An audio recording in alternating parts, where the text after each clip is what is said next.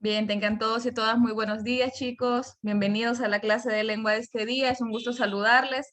Creo que ya la mayoría me ubica, ¿verdad? Soy señora Alicia y voy a estar con ustedes en el desarrollo de la clase de este día en el caso de los primeros generales. Así que es un gusto saludarles. Creo que a la mayoría ya los identifico. Hubo, bueno, varios con los que estuvimos trabajando a final del año pasado, ¿verdad? Los que eran de noveno A, B, C. Los del D ya los conocía, luego los chicos de nuevo ingreso, creo que a la mayoría también nos ubico porque estuvimos en el curso de nivelación. Así que bueno, qué bueno que estemos juntos un día más. Voy a compartirles ya la pantalla para que podamos comenzar con el desarrollo de nuestra agenda, porque hoy tenemos un contenido bastante importante, bastante interesante que tenemos que desarrollar. Estoy leyendo sus mensajitos, gracias por el cariño, gracias por la bienvenida, qué gusto también para mí. Créanme que es muy bonito estar con casa llena. Vemos bastantes conectados. Hay 126 personas, así que eso significa que todos y todas son bastante responsables y que están a tiempo en la clase y que están listos y dispuestos para aprender. La agenda del día de hoy, bueno, la tenemos acá, se las presento. Siempre les pido que tengan a la mano su cuaderno, que vayan tomando apuntes de aquellas cosas que son más importantes. Si bien es cierto, tenemos la guía y en la guía de la semana está toda la teoría, pero siempre es bueno que en su cuaderno esté por lo menos una anotación, por lo menos un apunte de alguna idea que usted considere relevante. Así que por favor, siempre tenga a la mano su cuaderno. Si en algún momento de la explicación a usted le surge alguna duda, pues no tema en preguntar o en escribir, ya sea en el chat o activar su micrófono y preguntar, pero voy a intentar explicar de una manera clara y sencilla para que a ustedes les sea fácil de entender. Entonces hoy es viernes 19 de febrero, ya llegamos a viernes otra vez, que bueno, ya nos va a quedar el fin de semana para descansar un poquitito, o por lo menos levantarse un poco más tarde. Yo sé que ahorita todos estamos luchando, ¿verdad? Con levantarnos temprano para estar a la clase desde las 7 de la mañana, pero qué bueno que lo están haciendo. Me alegro que la mayoría esté de manera responsable conectándose a sus clases. Entonces tenemos, bueno, nuestra agenda. Primero les voy a presentar el contenido, les voy a decir cuál es el tema que vamos a desarrollar. Vamos a mencionar el indicador o los indicadores de logros, la reflexión. Vamos a realizar la lectura mecánica que siempre se hace al inicio de la clase. En el caso de nosotros, hoy vamos a escuchar la lectura de boca de un compañero de primero electrónica porque es la programación o la calendarización que tengo para las lecturas. Así que todos los demás, obviamente, vamos a escuchar al compañero y vamos a ir realizando también nuestra lectura a manera individual, ¿verdad? Individual y en silencio, para ir llevando también nosotros la secuencia de lo que el compañero nos lea. Luego vamos a hacer una pequeña detección de saberes previos o retroalimentación de la clase anterior y vamos a desarrollar el contenido para que al final tengamos un espacio para preguntas y respuestas, que en este caso es el cierre del contenido. El tema que vamos a desarrollar este día es la épica clásica grecolatina, la tragedia y la comedia. Quiere decir, o eso significa, que este día vamos a centrarnos siempre en el estudio del clasicismo o siempre en el estudio de la época clásica, pero ahora lo vamos a ver desde la perspectiva literaria. Tengo entendido que en el caso de los generales no se finalizó el primer tema o el contenido de los contextos del clasicismo, pero no se preocupen que señor Candy lo va a finalizar o a concluir la otra semana. Sin embargo, yo voy a desarrollar este tema porque es la secuencia de los contenidos y usted ponga atención y ya se va a dar cuenta que no es, digamos que 100% necesario o no es que no le va a entender al tema porque el otro contenido no se ha finalizado. Al contrario, creo que esto les va a servir también para que cuando ya reciban la otra clase, pues lo van a entender de una manera sencilla. Así que no se me vayan a preocupar, no se vayan a afligir, que ambos contenidos, igual la secuencia, los temas, son siempre los mismos. No es que van a ver otra cosa distinta con la señas, sino que es prácticamente la misma información. Entonces tenemos dos cosas. Vamos a centrarnos en la literatura del clasicismo grecolatino. Y vamos a ver o a recordar, porque en noveno se vio el tema de la tragedia y la comedia, así que solo vamos a recordar algunos elementos que son de importancia. Luego tenemos los indicadores de logros, cuáles son aquellas metas, aquellos objetivos o aquellas cosas que nosotros como docentes pretendemos que ustedes al final de este tema puedan desarrollar. Primero, identificar los valores épicos que se encuentran en las epopeyas o en la literatura griega, explicar algunas obras representativas de la época, reconocer elementos importantes de la tragedia y reconocer también elementos destacados y características de la comedia. Así que todos los indicadores de logros están relacionados directamente con el tema literario, con el tema de literatura. Y la reflexión la tenemos acá también: la mejor vida no es la más larga, sino la más rica en buenas acciones. Toda esta semana hemos estado trabajando, creo que con todos los docentes hemos estado hablando de ser más para los demás y de qué manera nosotros podemos contribuir o ayudar a mejorar la situación de las demás personas. Entonces, quisiera escuchar un par de opiniones sobre lo que esta frase significa, de lo que esta frase implica, de lo que esta frase nos motiva a hacer. Quien sea, de cualquier grado, ¿me puede ayudar a darme su opinión, por favor? Vamos a ver quién es el valiente o la valiente que se anima a hablar con 129 personas conectadas. No, no tengan pena, no tengan miedo, vaya. Vamos a ver quién se anima. ¿Será cierta esa reflexión? ¿Será cierta esa frase? Que la mejor vida no es la más larga, sino que es la más llena de buenas acciones. Veamos. Sí, señor, porque a veces uno puede tener, no sé, pasar con mucho dinero o algo así, pero si no tenés amigos con quien compartir buenas acciones o cómo ayudar a la gente, pues te vas a sentir como, no sé, que no has hecho básicamente nada bueno, o sea, no has podido ayudar a Perfecto. las demás personas. Muy bien, excelente. Jade, ¿verdad? Sí, señor. Sí, vaya, muy bien, Jade. Muchísimas gracias por la participación, por la opinión. ¿Alguna otra reflexión? Vamos a ver si alguien de los generales me da su opinión también para tener dos posturas o dos reflexiones antes de empezar con el tema. Yo, Vamos a ver. señor, Vaya, adelante, hijo, es adelante. que para mí la reflexión, cuando dice que la vida más rica no es la más larga, sino la que tiene más buenas acciones, como yo lo planteo como un ejemplo de que yo puedo ser un señor de 90 años, pero de esos 90 años que yo he vivido, puedo haber, sin haber hecho buenas acciones, yo podría pasar arrepentido de que puchica, pude haber hecho esto mejor, pude haber ayudado a mi mamá antes de que muriera, y ese montón de cosas que uno se pasa arrepintiendo ya. Ujú. Y pues yo siento que me sentiría mejor, digamos, muriendo a los 30 años, sabiendo que, digamos, pude ayudar a ciertas personas, pude ser un pilar de apoyo en muchas vidas y esas cosas. La verdad, yo prefiero mejor la segunda opción. Ajá, muy bien, perfecto. Coto, ¿verdad? Sí.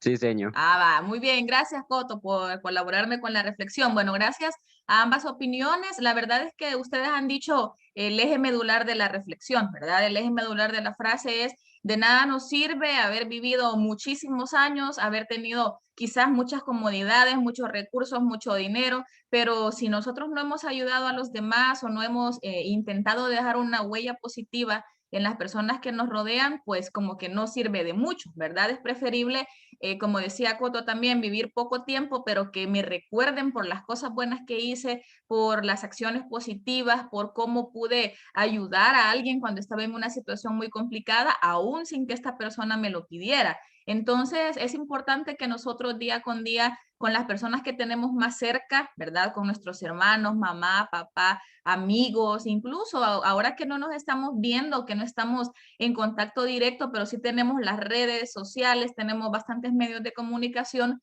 Si en algún momento usted puede ayudar o puede colaborar o puede contribuir a mejorar la vida de una persona, apóyele, ayúdele, porque al final esa satisfacción que le va a quedar a usted de haber hecho el bien, pues como que podemos decir que no se compara con haber vivido mucho tiempo, con que no se compara, como decía Jadia también, con tener muchos recursos o tener muchísimas situaciones que nos hagan sentir bien solo a nosotros si esas bendiciones no las compartimos con los demás. Así que esa es la invitación del día de hoy: seamos más para los demás, ayudemos, hagamos buenas acciones y ya verán que eso nos va a generar satisfacciones posteriormente.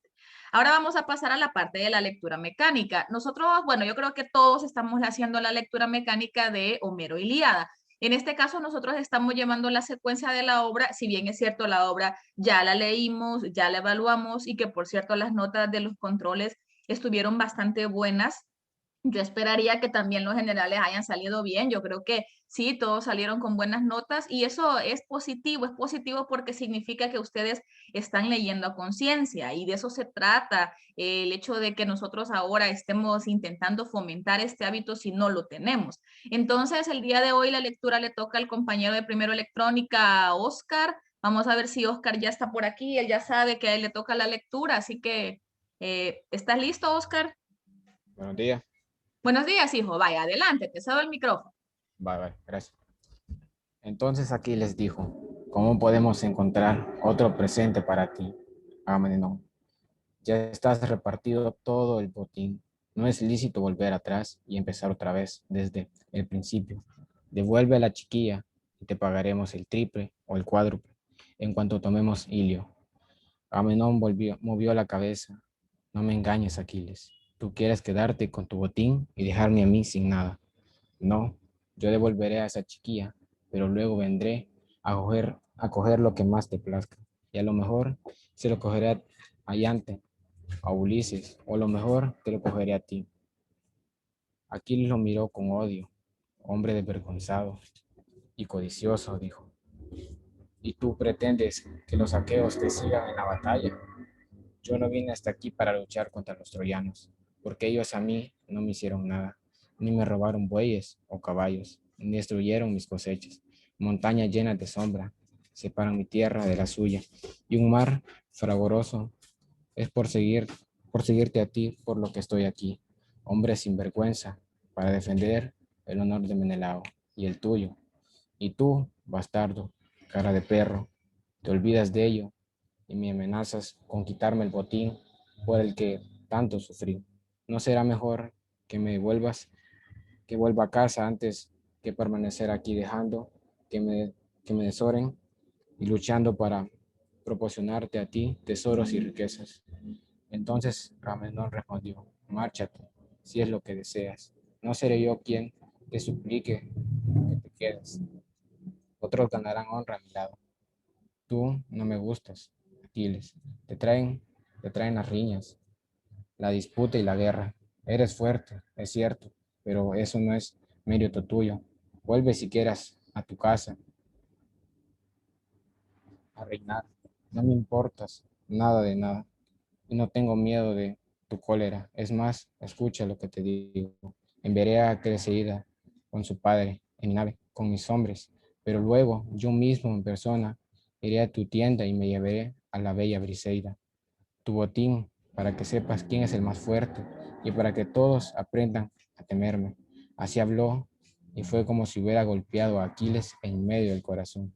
Tanto fue así que el hijo de Peleo a punto estuvo de desenvainar la espada y sin duda habría matado a Agamenón, si no hubiera dominado en el último instante su furor y dejado su mano sobre la empuñadura plateada. Miró a Agamenón y con rabia le dijo, cara de perro, corazón de ciervo, bellaco, te juro por este cetro que llegará el día en el que los aqueos todos me añorarán.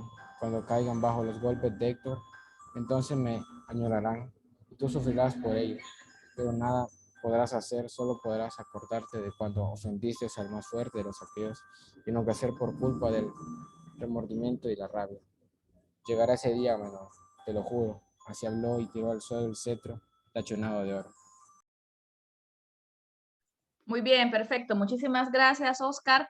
Bueno, ahí teníamos, esa parte fue bastante emocionante, ¿verdad? Yo creo que todos cuando leímos Homero Ilíada, en esa parte que fue justamente al inicio de la obra, nos dimos cuenta que ahí empezó un gran inconveniente, ¿verdad? Cuando Aquiles antepone su cólera y se molesta porque le quitaron a Briseida cuando él definitivamente quería quedarse con ella porque era parte de su botín. Y obviamente Agamenón no quería quedarse sin botín porque habían tenido o tenía que devolver a Criseida por todos los males que estaban pasando, porque ella era hija de un sacerdote de Apolo. Pero bueno, esta parte es bastante emocionante. Gracias, Oscar, nuevamente por la lectura.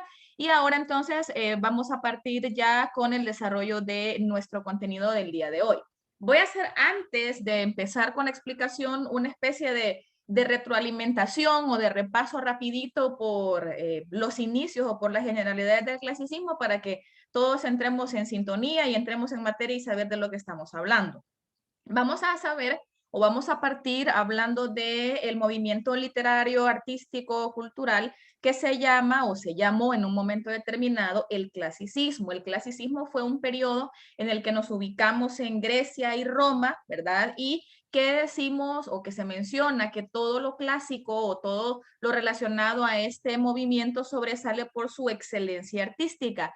Yo les explicaba la clase anterior a los chicos de los técnicos que una de las características muy destacadas del clasicismo o del periodo clásico es la búsqueda constante de la perfección. Los griegos, los romanos eran muy perfeccionistas, ellos querían o tenían algunos valores que para ellos eran importantes, como por ejemplo la gloria, la nobleza, la justicia, la sabiduría, el respeto por el destino, la moderación y la prudencia en todo lo que hacían, el realismo. Entonces, todas estas cosas vienen a generar una enorme civilización, un gran cúmulo de conocimientos, un gran cúmulo de situaciones que nacen ahí. Por ejemplo, la filosofía, la historia, son cosas que vienen desde la tradición clásica. No es algo que se ha inventado ahora, en este siglo, en el siglo XX lo inventamos. No, estamos hablando de muchísimos siglos atrás. Entonces, el clasicismo fue un periodo bastante importante. Veíamos también, o vamos a retomar algunos puntos que Aristóteles, como un filósofo griego, también mencionaba. Ahí fue que se hizo, por ejemplo, la división de los géneros literarios en tres. Ahí fue que se dividió, se puso como base o como un elemento importante en la literatura que fuera de la división en inicio, nudo y desenlace. Y de esa manera los griegos, los romanos, intentaron reflejar su cultura a través de distintos medios, a través de distintas maneras de arte, a través de distintas formas artísticas o de comunicación. Entonces, una de las cosas o de las obras o de los elementos que sobresalieron también en el clasicismo, aparte de los valores que ya les mencioné, aparte de la mitología, porque la mitología griega es increíble. Cuando hablamos de los dioses, de los semidioses, de los héroes, hablamos de las características de cada uno, hablamos de la organización sociopolítica. Estas cosas son de las generalidades del primer contenido, pero quieras o no, todos estos contextos o todas estas situaciones económicas, sociales, políticas, religiosas, influyen de manera directa en lo que hoy vamos a ver, que es la literatura. Entonces, si decimos que Grecia aportó o que realizó muchas situaciones que todavía en la actualidad se mencionan, pues una de estas muchas aportaciones fue la literatura. La literatura es un arte bastante importante y que destacó o que ha destacado desde el periodo clásico, que es el primer periodo del recorrido que vamos a ir haciendo a lo largo del año por los movimientos literarios. Entonces, la mayoría de los géneros, formas y tópicos que dominarán la tradición literaria occidental surgen aproximadamente en el siglo 8 y 9 antes de Cristo. O sea, imagínense o pongámonos como base de cuándo estamos hablando. Estamos hablando de todavía siglos antes de Cristo.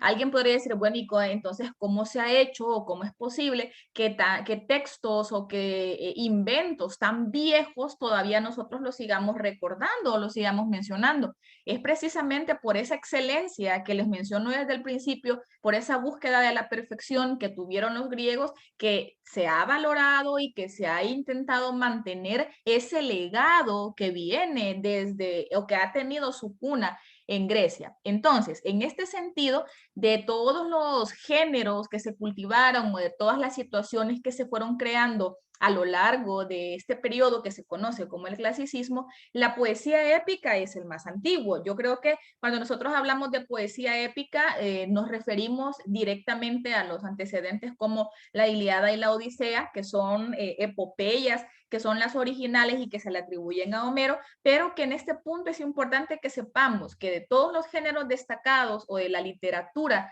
que surge en el clasicismo, la primera o la más antigua que podemos destacar es la poesía épica. Ahora, ¿Y qué tiene que ver o por qué vamos a mencionar nosotros el tema de la poesía épica? Porque el origen de la poesía épica lo tenemos en Homero. Este señor o este nombre es muy importante y sobresale. Cuando nosotros hablamos de clasicismo, casi siempre se nos viene a la mente Homero.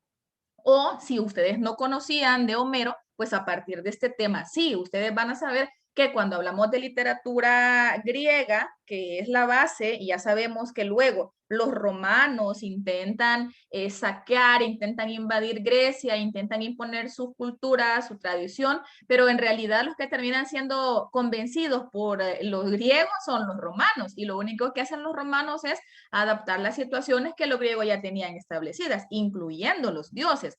Pero el punto es que cuando nosotros hablamos de poemas épicos, relacionamos con Homero, y esto, lo primero que tenemos que reconocer es que estos poemas fueron compuestos y fueron transmitidos oralmente. Esta parte bien destacada, porque en ese momento no habían métodos de escritura tan formales como los tenemos, y si los habían o si empezaban a crearse, no eran de acceso para todas las personas.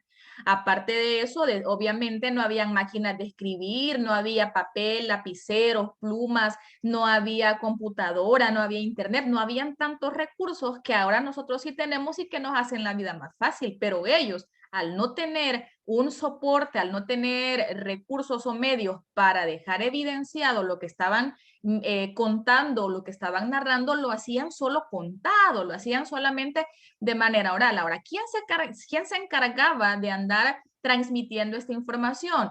Esta información o estas historias o estos poemas épicos lo andaban diciendo unos poetas itinerantes que se llamaron aedos o rapsodas. Este nombre es bien importante, aedos o rapsodas. Eran simple y sencillamente poetas, personas que tenían ese oficio, y se llaman itinerantes o se les dice itinerantes porque andaban de un lugar a otro contando estas historias. Es como que yo diga, bueno, yo me voy a hacer una poeta itinerante, voy a crear mis propios textos, pónganle mis propios poemas o mis propias narraciones, y voy a ir a los parques de los pueblos a contarlo. Entonces resulta que hoy voy a ir al parque de Cojutepeque, me voy a poner ahí en el parque, que la gente se acerque y me escuche. Al siguiente día voy a ir al parque de San Vicente, voy a contar la misma historia para que la gente se acerque y me escuche. Al siguiente voy a ir al parque de... Entonces, así es como ellos en ese momento transmitían la literatura. ¿Por qué? Porque no había, hey, mira, fíjate que tengo este libro, vos te lo voy a prestar para que lo leas. No había esa factibilidad, no había esos recursos, no había esa oportunidad. Entonces, al hacerlo de manera oral, los que se encargaban de eso eran los aedos o rapsodas, ese nombre que no se les olvide, incluso se los hemos colocado aquí subrayado para que usted tome conciencia y se acuerde. Es importante acordarse de qué son los aedos, de qué son los rapsodas. Ellos partían de los hechos históricos de la guerra de Troya, y es obvio que ese fue uno de los temas que mucha literatura abordó. Reelaboraban el material que habían convertido en leyendas y mitos, hablaban de héroes, hablaban de guerreros que habían participado en ella. ¿Por qué es tan famoso Aquiles entonces? ¿Por qué es tan famoso todo lo que Aquiles hizo? Porque en algún momento determinado, cuando algo pasa, y eso no sucede en la actualidad, cuando algo interesante pasa, se vuelve viral, lo decimos nosotros ahora, ¿verdad? Hey, fíjate que aquel video de TikTok ya se hizo viral, ¿y cómo se llama el que lo hizo? Fulanito de tal, y todos empiezan a hablar y hablar y hablar de la persona que hizo el TikTok y de que si me gustó o no me gustó y que si lo voy a imitar o no lo voy a imitar. Pues en ese momento algo así era, solo que estamos hablando de proezas, estamos hablando de virtudes, estamos hablando de hazañas que demostraban el valor de los héroes. Y aquí obviamente se incluyen también la participación de los dioses, de los semidioses y por supuesto de los héroes, así como lo mencionamos en el caso de Aquiles. Tenemos a Héctor, tenemos a Patroclo, que si ustedes se fijan en las descripciones de la obra, cuando la leímos, hacen unas descripciones bastante detallada, bastante buena, que uno hasta se imagina a la persona, hasta uno se imagina la belleza con la que describen a las mujeres, a Helena, a Andrómaca. Entonces, ¿qué pasa? Cuando mencionamos a Andrómaca, a Hécuba, a todas estas mujeres que en algún momento determinado tuvieron un papel importante, las descripciones nos hacen a nosotros transportarnos. Ahora, imagínense ya escucharlo de la boca de un Aedo o un Rapsoda, o debió ser todavía más interesante. Entonces, acá tenemos el nombre de los dos poemas homéricos más importantes, más destacados. La Ilíada, nosotros leímos la adaptación de la Ilíada, y también tenemos la Odisea, que prácticamente la Odisea lo que cuenta, y si alguien la quiere leer, yo le invito a que lo lea cuando tenga algún tiempo, dedíquese a leer la Odisea. Es un libro que relata, si ustedes recuerdan, voy a dar un preámbulo aquí, cuando hablamos de la Ilíada, ¿se acuerdan que aquí aparece un personaje que se llama Ulises, verdad? Ulises u Odiseo, que prácticamente es el mismo personaje. Cuando termina la guerra, él regresa a su tierra. Él vivía, o su esposa y sus hijos vivían en un lugar que se llama Ítaca. Entonces, cuando él va de regreso, cuando Ulises va de regreso para Ítaca, es que ocurre un montón de situaciones bien complicadas, donde aparecen un montón de elementos como sirenas, cíclopes, hechiceras, etcétera, que hacen que su llegada al destino, que es en este caso Ítaca, sea un completo desastre y que sea una completa aventura. Entonces, de ahí es que hoy nosotros decimos, ay, no es que fue una odisea, vos. Pero a veces uno dice fue una odisea y le preguntan, ¿y de dónde sacaste ese término? Y uno dice, a saber, yo solo lo he escuchado, pero en realidad todo, o muchas palabras o muchas cosas que hoy decimos tienen tradición clásica. Por ejemplo, el decir fue una odisea, estamos diciendo que le costó mucho, que tuvo muchas dificultades, pero que al final lo superó y logró su objetivo. O por ejemplo, cuando a alguien le dicen, ya sé cuál es tu talón de Aquiles, fíjate, ya sé. Y a veces uno dice, yo entendí lo que dijo, pero yo le pregunto, ¿y por qué el término talón de Aquiles? ¿De dónde sale eso? A saber, yo no sé. Entonces, ahora con este tipo de lecturas, con este tipo de temas, usted va a tener un poco más de propiedad y va a saber de dónde salen las cosas, porque a veces por tradición uno lo dice, pero en realidad lo importante es que sepamos de dónde vienen las frases que utilizamos, ¿verdad?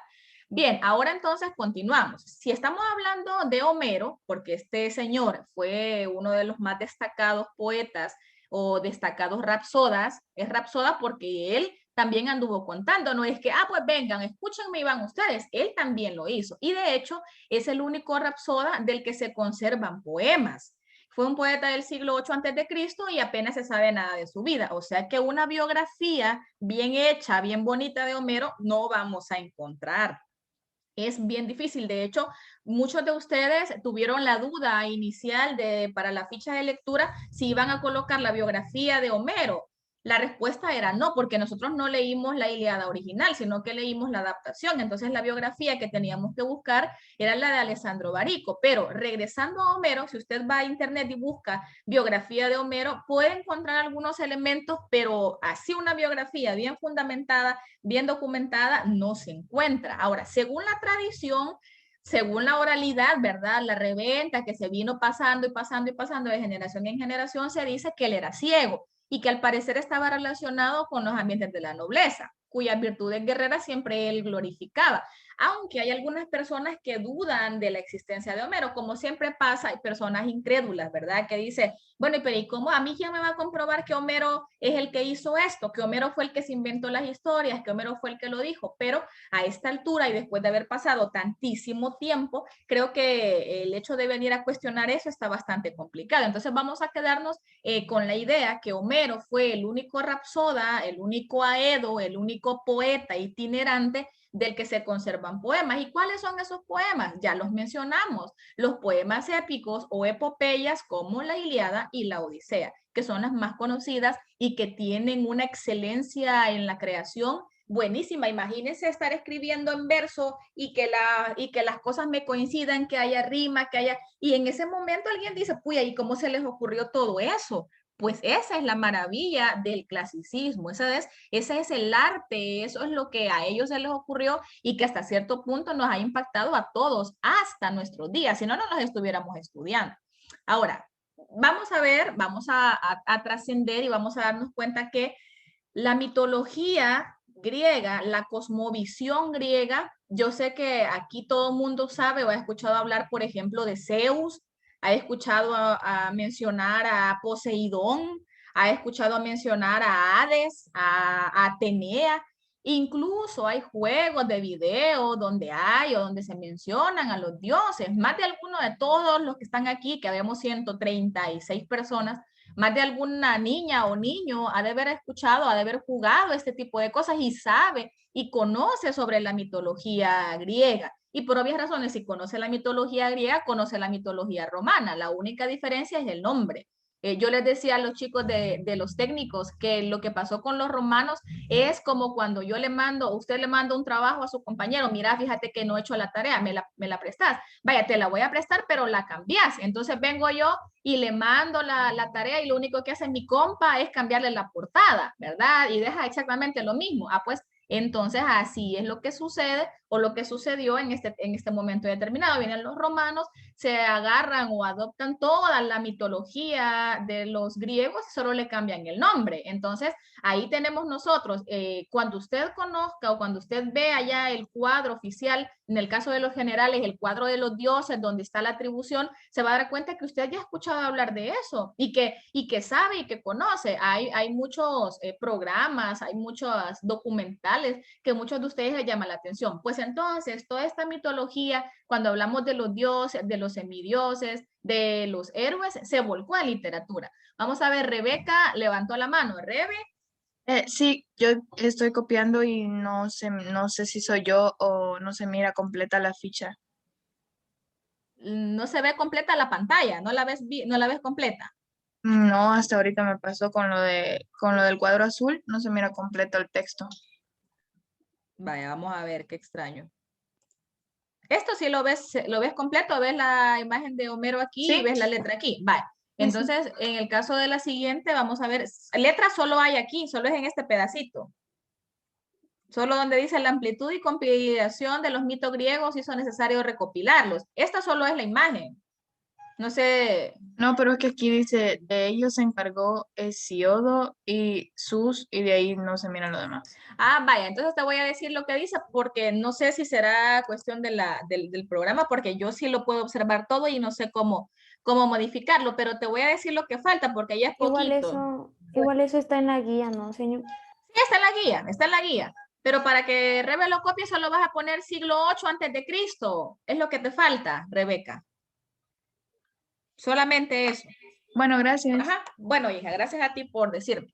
Vaya, entonces lo que les decía, cuando nosotros hablamos de esto de los dioses, hay una gran cantidad de hechos míticos, hay una gran cantidad de formas de ver el mundo y de relaciones que los dioses tuvieron con los humanos, porque esa fue una de las características bien sobresalientes de esta cultura, porque los dioses eran antropomórficos. Entonces, si eran antropomórficos, eran o tenían formas y comportamientos humanos, entonces se relacionaron con los mortales y ahí surgieron un montón de semidioses y se armó un solo paquete. Ahora, ¿quién se encargó de compilar o de realizar un texto que pudiera conjuntar o que pudiera tener un panorama general de la mitología? Lo hizo Hesíodo. Este nombre, este señor, también fue importante. ¿Por qué? Porque él se encargó de ver cómo hacía para recopilar y sistematizar toda la información que tuviera que ver con los mitos griegos, con la mitología en general, con los dioses y con la cosmovisión. Entonces, sus obras más importantes o las obras que más destacaron de este señor son la Teogonía, esta obra que se llama la Teogonía, y la otra que se llama Los Trabajos y los Días. En el caso de la Teogonía es prácticamente un poema también donde se relatan los mitos del origen del mundo, o sea, es como el génesis o la explicación de ellos en cuanto a resumir cómo surgió, por qué surgió, el parentesco que hay entre los dioses, y se dice que es el único texto que se conserva en la actualidad donde se expone de manera organizada el conjunto de los dioses griegos. O sea que este libro es un tesoro bien valioso que si alguien quiere de verdad conocer y le interesa mucho estos temas de la mitología griega, pues en ese libro puede encontrar información de bastante peso y de bastante bastante confiable del parentesco y la relación entre los dioses y de la mitología en general, ¿verdad? Y luego esta obra que se llama Los trabajos y los días, que también es de Hesiodo, ahí está más de intención moral, porque explica las labores agrícolas y hace reflexiones sobre la ambición de las riquezas y las virtudes del trabajo. O sea que esta ya es un poco más didáctica, un poco más para dejar una enseñanza en la persona que lo lee. Sin embargo, Hesiodo también fue un personaje destacado, un escritor bastante importante que no podemos dejar de mencionar. O sea que llevamos a Homero y ahí vamos a Hesíodo. Hesíodo tiene relación directa con la mitología. Ahora, vamos a ver también que, como decimos, si los clásicos o si los griegos fueron tan sobresalientes, no solo se pudieron haber quedado con los poemas épicos, sino que inventaron e hicieron otro montón de géneros en prosa que todavía existen y que todavía los seguimos estudiando. De la tradición clásica, los géneros en prosa que más destacan son la filosofía, los tratados científicos, la oratoria, la historia y las fábulas. Ahora, de todo esto, si se fijan en la presentación, yo les he colocado aquí los nombres con letra un poquito más pequeña de los personajes o de los escritores o de los autores que destacaron en cada uno de los géneros, ¿sí? En el caso, por ejemplo, vaya, de la filosofía, ya sabemos que en Grecia y Roma, en el periodo griego o grecolatino, si lo extendemos ya a la parte de los romanos, la filosofía fue uno de los géneros bastante destacados. El hecho de los grandes pensadores, de llegarnos a cuestionar el porqué de las cosas, de llegarnos a cuestionar la explicación de muchas situaciones que no solo se hacen por hacerlas o no solo, no, hombre, si así es porque sí, sino que es filosofar, o sea, es pensar, es razonar a un grado máximo, ¿verdad? De estos, todos escribieron obras excepto Sócrates, porque Sócrates no escribió ninguna porque él fue el maestro, digamos, él fue el guía y sus discípulos fueron los que escribieron. O sea, en este caso, Platón y Aristóteles. En el caso de Platón escribió obras, por ejemplo, una que se llamó La República, otra obra que se llamó El Banquete. Ya cuando hablamos de Aristóteles, escribió un libro que se llama La Poética. El punto es que Aristóteles y Platón fueron los discípulos o los seguidores de Sócrates. Ahora, si ustedes leyeron el año pasado las comedias grecolatinas, hay una comedia que se llama Las Nubes donde se le hace burla a Sócrates. Entonces, ¿qué pasa? Que obviamente Sócrates fue destacado, pero que no a todos les cayó bien, ¿verdad? O no fue valorado por todos. Ahora, entre ellos, pues empezaron a tirar indirectas o mensajes satíricos como los que vimos en Las Nubes, pero en sí, los grandes filósofos griegos o los grandes sobresalientes en este género fueron estos tres. Retomando que Sócrates no escribió él ninguna obra, pero sí dejó la huella o la semillita de la filosofía en Aristóteles y en Platón, y ellos dos sí publicaron, ellos dos sí escribieron o dieron a conocer. Ahora vuelvo a repetir que no habían recursos específicos, ¿verdad? Probablemente lo hicieron de manera oral y luego alguien compiló las historias de ellos. Ahí hay muchas cosas que podemos destacar. Y luego, ya para ir terminando, nos vamos a quedar hasta los tratados científicos. Tenemos a Hipócrates. Hipócrates es el que sobresale en tratados científicos. Aquí hablamos de medicina, ¿verdad? De ciencia. Hipócrates se considera como el padre de la medicina. Si ustedes, por ejemplo, tienen familiares que han estudiado medicina, que han estudiado algún doctorado en medicina, al final cuando ellos se gradúan hacen algo que se llama el famoso juramento hipocrático, que es una especie de código ético, ¿verdad? Para los profesionales de la medicina. Entonces uno dice, ya hice el juramento hipocrático, si usted tiene algún familiar que sea médico, pregúntele si hizo el juramento hipocrático y qué dijeron ahí o qué hicieron ahí. Entonces ese nombre viene de la raíz o de la base de la medicina, que según se documenta es Hipócrates, el padre de la medicina.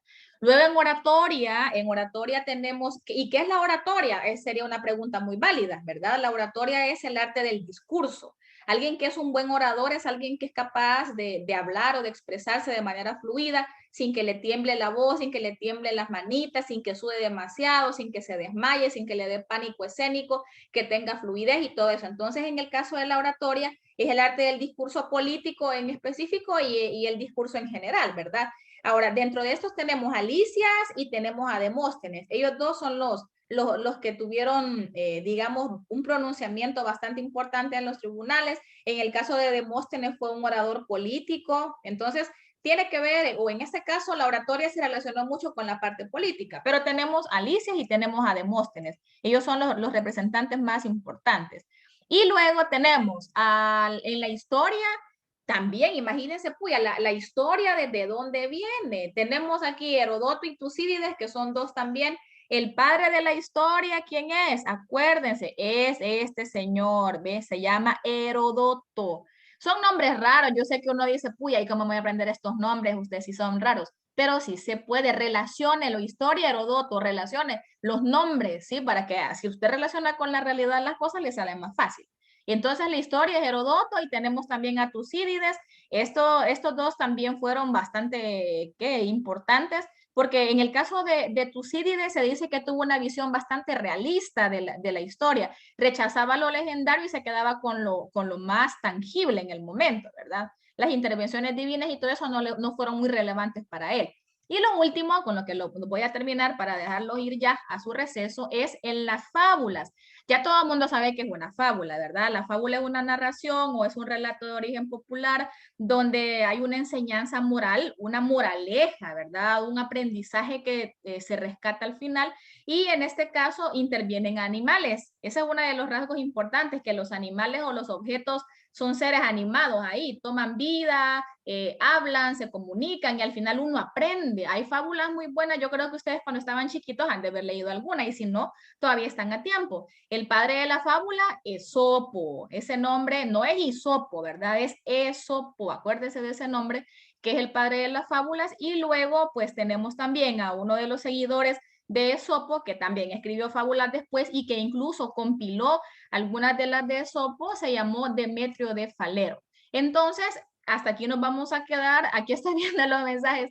Amo su clase, qué linda. Gracias, Abby, gracias, Abigail. Y Lili también, pero aquí vamos a seguir siempre, no se preocupe, vamos a seguir pendientes de ustedes. Entonces aquí tenemos los géneros en prosa, no alcanzamos a ver la tragedia y la comedia, ya se dieron cuenta, pero igual, lo importante es que lo que hayamos visto hoy a usted se le ha ido quedando, que haya ido entendiendo, que haya ido agarrando la sintonía de las cosas y la otra semana pues vamos a hablar de la tragedia y la comedia, así no nos vamos a acelerar más de la cuenta. No sé si hay alguna pregunta ahorita.